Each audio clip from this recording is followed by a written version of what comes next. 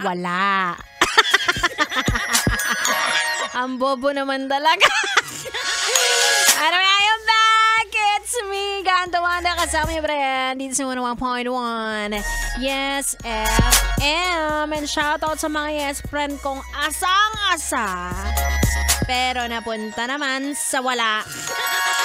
Alam niyo, ito sasabihin ko sa inyo, makinig kayo sa akin mabuti. Huwag kasi kayo masyadong assuming. Kayo masyadong assuming, ha? Hindi porket naging mabait sa inyo, may gusto na agad sa inyo. Diba? Tapos sa huli, kapag hindi kayo napagbigyan, kapag kinilig-kilig kayo dyan, sasabihin nyo, ay pinaasa ako niyan. Diba? Ikaw nga tong wala ka sinasabi na gusto mo pala siya.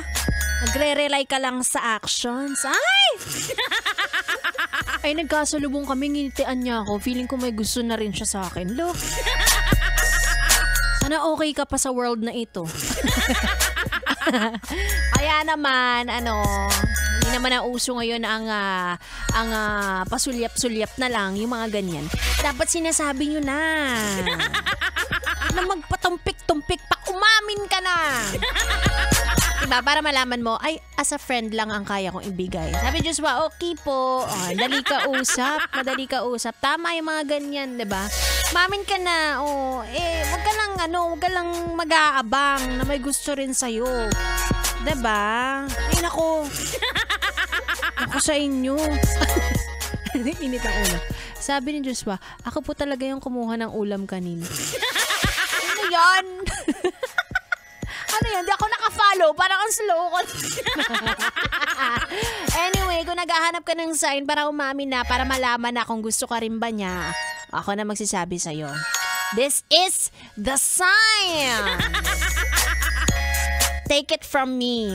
Marami nang umamin at natuloy sa altar.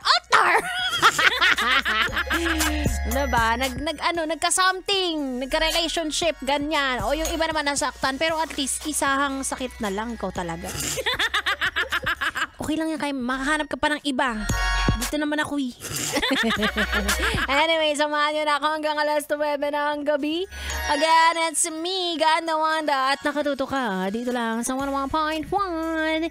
Yes, FM.